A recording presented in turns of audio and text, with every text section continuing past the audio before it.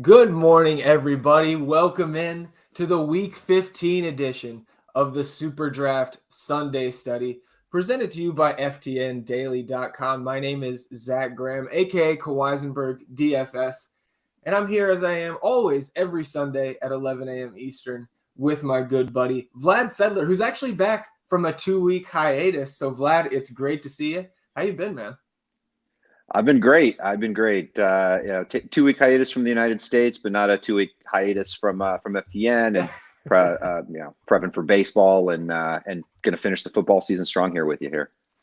Yeah, man, I'm excited to get into it. Obviously, the season long players, maybe not prepping, like we're 2 games into the Week 15 slate, right? With the Thursday night game, the single game last night. So your season long playoffs, I hope they're going well. And obviously, we've got, I guess I'll put it nicely, we've got a bit of a mess on our hands this week with the COVID protocols and some games moved around. So on today's slate, the main slate was originally 11 games, and now we've got Washington football team, the Philadelphia Eagles, moved to Tuesday. Rams, Seahawks moved. We had the Raiders and the Browns moved yesterday to Monday. So, I guess for the football fan in all of us, I think starting yesterday was a streak. 8 out of the next 10 days would have NFL football. So from that side of it, it's great. But for combing through this slate with any sort of continuity, it's been a little rocky this week, but that's what we're here for, right? We're here to break it down for everybody with all the moving parts. And we've had some other news come in this morning, so we'll hit on all of that as we go here. But first, let's get to some business. If you haven't played on SuperDraft before, first of all, you can go to FTNDaily.com.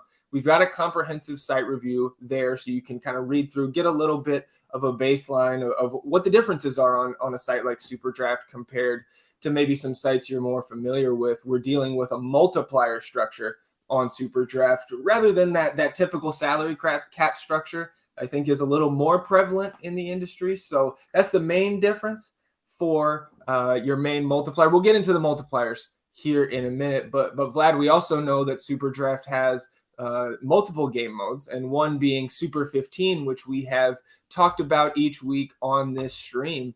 So going into Week 15, we talked about the games that are postponed, some injuries as well. We look at the Week 15 Super 15 grid, which is a mouthful here. We get $15 to build the best lineup possible. And as we look at this grid here, we see the Rams, the Eagles, the Seahawks guys postponed. DeAndre Hopkins, unfortunately, out for the year for the Arizona Cardinals. So on this shorthanded grid here, Vlad, what's standing out to you? It's really a lot of the lower priced guys, the guys in the $1 and $2 range. Devonta Parker with no Jalen Waddle in this game with Miami and the Jets really stands out. I think he's somebody that's going to be rather popular, going to be a really easy fit in builds, and I don't think he's somebody that we should be avoiding. Another guy there is Brandon Cooks, the alpha on Houston side. This total is actually 39.5, and for me personally, I'd be surprised if this game stays under 40. You got a couple of sloppy defenses here, and I think both of these teams are going to score some points. So Brandon Cooks just on volume for the discount at $1. I think those two are two guys that we should be locking into lineups. Yeah, I'm right there with you, and we'll talk, I'm sure, about some of that Miami news with Jalen Waddle confirmed out this morning in the COVID protocol. So Devonta Parker looks great at $2, and with the attractive low dollar options here, I think it's pretty easy to fit in some of these, more expensive guys, the quarterbacks that are left at that $5 level. We've got Devontae Adams, Najee Harris, so the elite skill position guys, Cordero Patterson, kind of the do-it-all for the Atlanta Falcons. So I think for me, if I'm looking to spend that extra cap that I may have on a Super 15 lineup today, I think I like if you're not going Rodgers Adams stack, right? I think that's easily accessible. Like Kyler Murray, even without DeAndre Hopkins going up against the Detroit Lions, I think is an interesting play to even run, naked, as we would call it. So I think there's a ton of ways to go here, even with, 6 players out there on the grid. So that's a quick look at Super 15. Everybody can head over to the lobby, get that Super 15 game mode going and try it out. And obviously that's available not just for football, but basketball as well. And speaking of football and basketball, all the SuperDraft oriented content at ftndaily.com is free for you to consume each and every week. We've got all kinds of football content. I kind of kick it off Tuesday night, Wednesday morning, Vlad, with the preview video of the main slate, and then you drop your full slate breakdown later on in the week, which I know is a must read for SuperDraft players. Our buddy Joe Metz, who's off this week, he still puts out his top 3 players on Saturday morning. So, and we've got NBA SuperDraft content as well. All that is free at ftndaily.com each week. But we talked about multipliers being the main the main event here on SuperDraft. So we'll jump into quarterback as we always do to kick it off. And Vlad, at the quarterback position, pick a team, pick a player. Where are we looking under center? Yeah, I mean, I think the way that most of the field, or at least over 20% for the red zone GPP, for example, are going to go the route of Tua Tagovailoa. Just 1.55x is really a great deal for this matchup against the New York Jets, where they're definitely going to put up some points. I think the only concern is if this game really gets out of hand and they're just running it with Gaskin and the backups. I think that is a possibility there. But as far as who the chalk guy is, that will be Tua. Other pivots in that range who I think will be somewhat popular, or at least one of them will be somewhat popular, is Ben Roethlisberger, coming off a couple of solid outings back to back after a really basically slow first 2.5 months of his season, not really producing fantasy points. So at 1.55x, you're going to get a nice bonus here, especially if he throws for 275 plus and a couple of touchdowns. Obviously, we would like that 2-point bonus for the 300 yards, and you're going to see people pairing him very easily with Deontay Johnson, who we'll talk about in a bit. So those two are pretty much the chalkiest of the options. I do think we should keep an eye on how we should keep a roster spot open at the quarterback position in case Tyler Huntley does play, because at 1.75x, he's a lot more palpable than a much lower multipliered Lamar Jackson. So you could keep that spot ready for a late swap. To do that, you'd have to have Teddy Bridgewater, Aaron Rodgers, or my favorite of the trio, Jimmy Garoppolo, in there at 1.5x. And just this morning, as I'm building lineups and I'm making a bunch by hand, Jimmy is the one that concerns me, because the question is, do you believe that the Atlanta Falcons can keep up in this game? Can they hang? Or is San Francisco just, they have the advantage on the offensive line, on the defensive side? So if they're just running with a lead, there's really no reason to expect Jimmy G to be involved in a shootout, and maybe he doesn't reach or exceed 15 base points. So that's my little concern this morning as I'm building lineups. Yeah, I mean, but I think as you go through that, right, it just kind of shows, even with those games postponed and some players out, and even, guy like Lamar Jackson, one of the elite fantasy quarterbacks, questionable, or I guess leaning more doubtful at this point, according to reports. The fact that we have so many, appetizing quarterback options with healthy multipliers is fun, right? We've got decision points right around that 1.5x mark at quarterback. So I think most of where I would target at quarterback would be repetitive from what you just said. I love Tua, the matchup against the Jets. The Dolphins 10-point home favorites here. So I think Tua really attractive. And you talk about Ben Roethlisberger, the quarterback of my favorite team. I think you put it, you were really nice to him talking about his first 2.5 months. I think you could have definitely been more heavy in terms of your criticism of Ben. But I mean, if this guy wakes up and realizes that there's a football game going on in the first half this week, and really the Steelers as a whole, right, compared to what we saw against Minnesota last Thursday it was, so 10 days off for that Pittsburgh team. I agree, man. Going up against the Titans at home, 1-point favorites there. Titans certainly beatable. So Roethlisberger at 1.55. I think the first time you and I have uttered his name on this stream all season, but I think well worth it today. And then you kind of mentioned having a guy like Aaron Rodgers in there to maybe swap to Huntley if Lamar is indeed out in that Packers-Ravens game. I think you can stick Rodgers in there too at the 1.25x. You're giving me 25% extra, Aaron Rodgers fantasy points. I'll take some of that today. So I think that kind of the old reliable there, right? And then I'm also with you on Huntley at 1.75x. He hasn't started 2 games, but with the injury last week, he almost got starters reps, playing most of that game for Baltimore. And he's been really good, I think, from a fantasy standpoint for what you have, the salary you have to allocate on salary cap modes, or just with the elevated multiplier at 1.75x. I'm right there with you on Mr. Huntley. Let's slide to the running back position now. And again, I think even with the short-handed slate here, right, we've got a ton of options. So I guess start here because I'm also on the Dolphins kind of as a whole. Myles Gaskin back for this team off the COVID list. Thankfully, we don't have to talk about Malcolm Brown as it was looking like a few days ago. But Myles Gaskin, 1.55x. Talk to me about Gaskin and who else you're targeting at running back.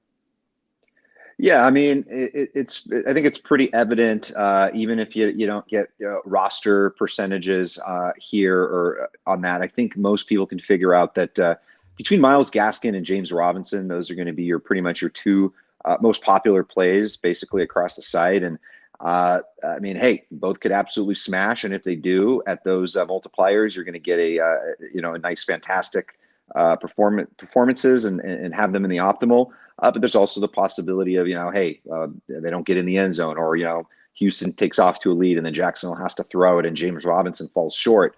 But just going off what we would expect in these games, with no shocks and no surprises, both really do make a lot of sense. I mean, obviously.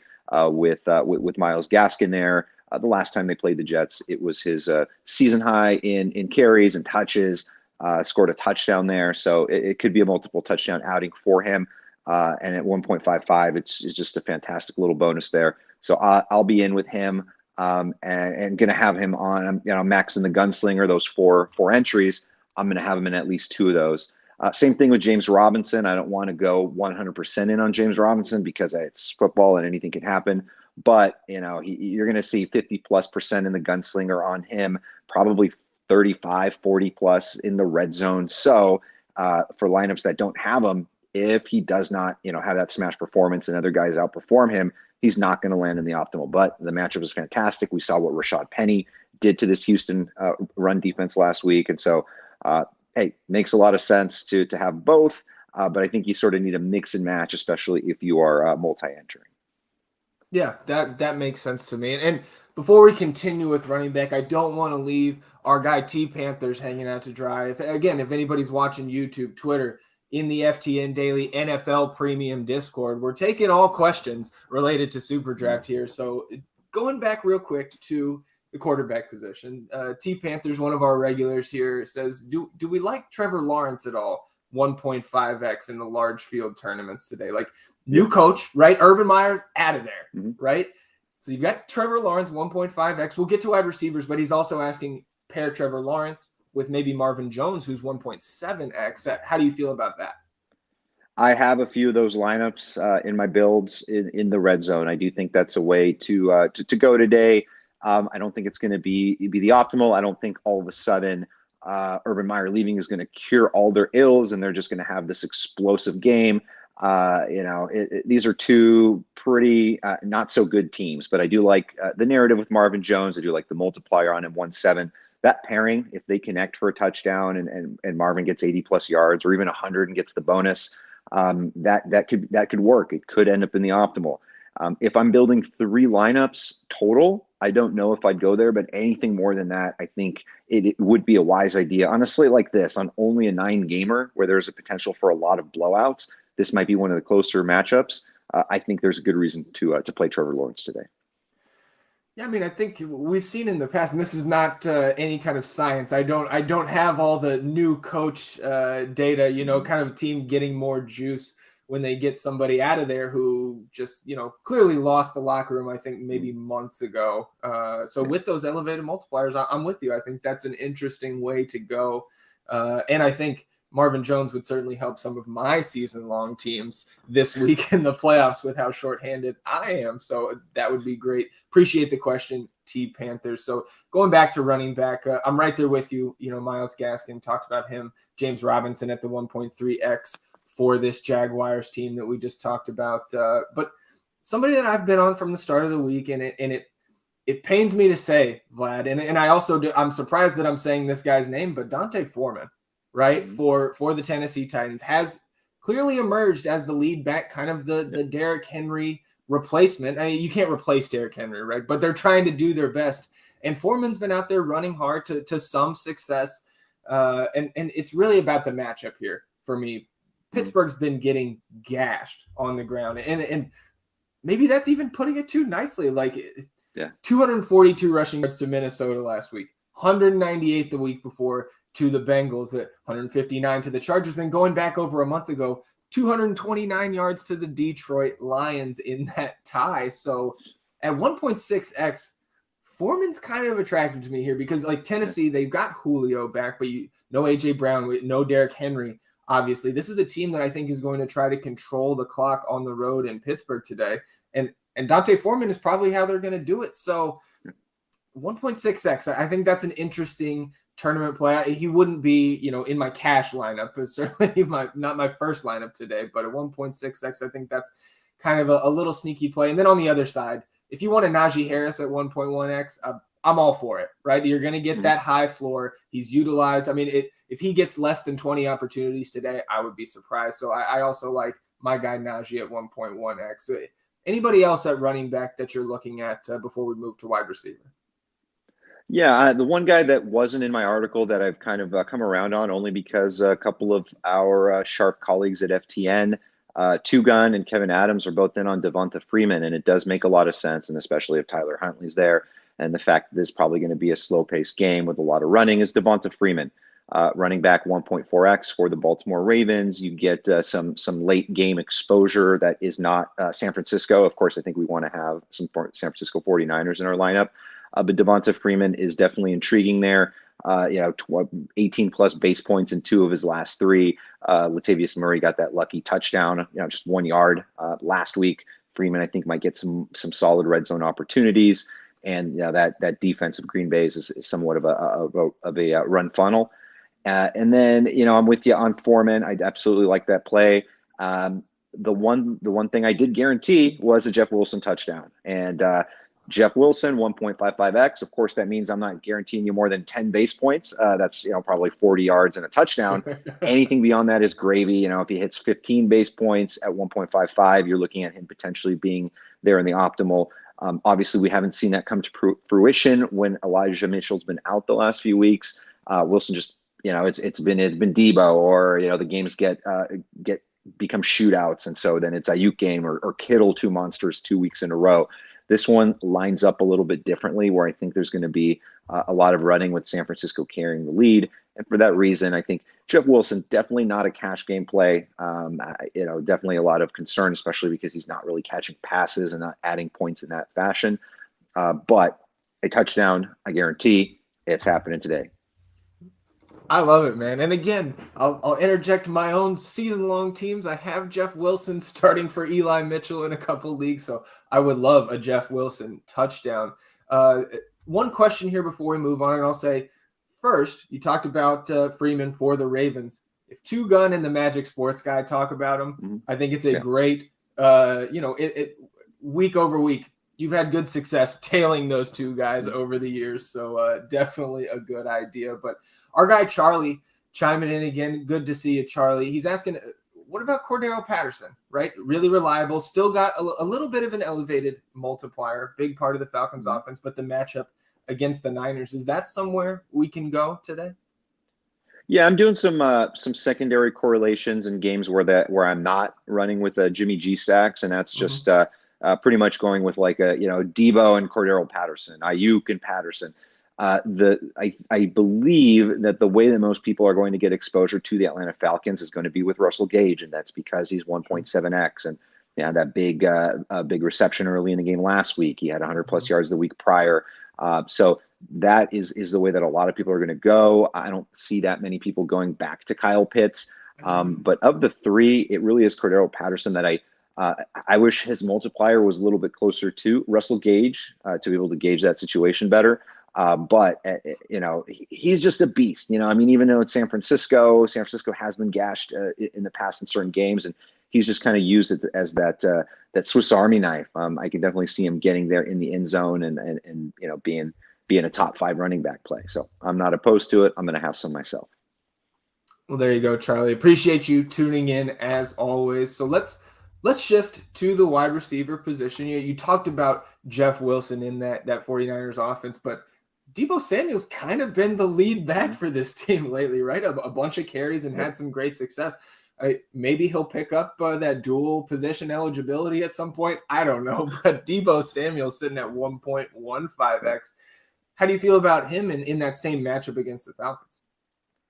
Man, I like Debo a lot. This is going to be key, figuring out this situation here and where the points are going to come from in San Francisco. I think is vital to the slate because they are gonna put up a lot of points. I could see 30 plus. We obviously know that the Atlanta Falcons secondary is absolutely brutal. So points will be scored on the San Francisco side, and of course between Kittle, Jeff Wilson, Brandon Ayuk, and Deebo Samuel, something's got to give. Not all those guys are going to smash. But I can guarantee you one of them will be, and I would not be surprised if two of them are in the red zone winning lineup that it takes down the $25,000 grand prize there today. But Debo is my favorite. He's kind of the way that I'm leaning. I wish that I wish he gets back into pass catching mode because he's just been sort of running the ball. He hasn't been full strength, but to see him get out there and get some targets, I think would be nice. We can't guarantee that, but he is the guy. At least I can give you this. I like him more than George Kittle this week. Okay. Where else are you looking here at wide receiver? Because I know, like we talked about Marvin Jones, 1.7x. Mm-hmm. Anybody else kind of in that elevated multiplier range? How about Devontae Parker, right? With Jalen Waddle out, Parker back coming off the bye here. 10-point favorites are the Dolphins against the Jets. 1.5x. Mm-hmm. You like Devontae Parker? Yeah, I've got a lot of Miami stacks. I think a lot of people are going to. They're going to be mixing it up with a mix of, I have a bunch of lineups with Tua, with a mix of two of Devontae Parker, Myles Gaskin, and Mike Gesicki, who I'm sure we'll talk about in a second. But I'm also mixing in some Albert Wilson. Albert Wilson has been seeing, I think, 14 targets over the last couple of games. He's 1.95x. I don't see him more than maybe 3% rostered on the slate. Maybe 4% now. Let's see what kind of a bump this show gives. No, kidding. Yeah, I'm into this stack. It could just end up being Gaskin being the only smash play here. But man, if somehow the Jets can score some points, Michael Carter, 1.55x, the running back for the Jets, is back with no limits. So it sounds. This could end up really well for them. But Devontae Parker is the main guy there, 1.5x, a great multiplier with no Jalen Waddle. He is going to be the target monster. So he's probably my favorite of the receiver tight end plays. Yeah, man, I'm pretty much right there with you. Albert Wilson was not on my list, and I do agree. That's a little sneaky. I like that, the 1.95x. I guess you see this guy over my shoulder here on the wall, right? We talked about him, pairing him with Ben, 1.4x for Deontay Johnson. I also think maybe Chase Claypool, 1.45x. Obviously, we've all, I made the clown pool joke myself after his performance against the Vikings 10 days ago. But, this guy's still going to be out there on the field unless something crazy happens. And we know just the raw athletic ability of a guy like Chase Claypool and multi-touchdown upside. We saw him have the 4-touchdown game last year. Certainly not putting in the call for that, but I think going to be less owned than a guy like Deontay. So I kind of like that as a pivot in tournaments if you're going to make a Steeler stack or a game stack that game. Also, we mentioned no DeAndre Hopkins. Cardinals going up against the Lions here, right? Extremely shorthanded Lions. Cardinals 12.5-point road favorites. I think AJ Green 1.65x. You could also Christian Kirk, who's a little bit lower in his multiplier. You've got Rondale Moore, his multiplier a little bit higher. I think the 1.75 range. So I think mixing and matching some of those Cardinals receivers and hoping you hit. If you're running multiple lineups is another way you could go. Any other guys at wide receiver before we slide to tight end? Yeah, I mean, I think the Green play and Christian Kirk, who's 1.5x, I think are both interesting. I think it's multiple weeks. So it's like 5 weeks that the Arizona Cardinals don't have a wide receiver touchdown. So maybe Kyler Murray corrects that a bit just because they're going to have the ability to just sort of do whatever they want. And the fact that Connor and Edmonds are banged up. So maybe the game plan is just Kyler Murray goes out firing and scrambling. no matter what. So I think that's a pretty solid play. I'm with you. And of course, Deontay Johnson, 1.4x is fantastic. So I'm on board with him. One guy on your list that I'm into as well, literally just as of last night, that I'm rising up on is CeeDee Lamb. And that's just the fact that it's tough against the Giants on the perimeter, but I think in the slot, it's definitely a nice beatable matchup. Dak Prescott, a little bit of a bounce back, so I'm in on CD. Going to tight end here. I think it's kind of a narrow pool for both of us here at tight end. The two guys that I'm focusing on, both 1.6x. I like Dawson Knox a ton. I mean, both of these guys that I'm going to talk about have been kind of red zone target monsters. Dawson, Knox, 7 red zone targets over the last 4 games and 7 targets per game over those 4. So the matchup against Carolina, it's not the best in the league, but I think it's very beatable for a team that, the Bills need wins here. So I like Dawson Knox at the 1.6x. And then my guy, Pat Freiermuth, Tennessee, a very beatable matchup. And you talk about red zone targets, 14 in his last 7 games, and he's turned that into 6 touchdowns. So, I don't really care how Pat Freiermuth gets his touchdowns. It could be garbage time like last week. The points count the same. So at 1.6x, I like the Muth. Where else are you looking at tight end? Yeah, those are 2 fantastic plays. I think I'm kind of lower on the 1x guys when you're looking at the 1x guys versus other positions. For me, it's just better to get a little bit of a bonus with the Knox and Freiermuth's types. Mike Gesicki, 1.35x. We mentioned again. I think he's going to be pretty popular. And then, I'm just taking a stab at James O'Shaughnessy. Again, I locked into a Two Guns article late last night and saw that he was in on him. So, hey, that's just a little bit of a little bit more confidence in someone like that, especially if the J-Rob train basically falls off the rails, or if it's just mediocre. There could be a path there for O'Shaughnessy to see a few targets, maybe finally get in the end zone. If I'm not mistaken, I think he's got like 1 career touchdown, so maybe he's due. Yeah, and I mean, we've seen kind of as the season went along, Trevor Lawrence was targeting the tight end position, especially when Dan Arnold came over from Carolina. But now that O'Shaughnessy's back in there, I like that. We talked about the new coach narrative there. So 2x, I think you could do worse, certainly in tournaments. Let's close it out.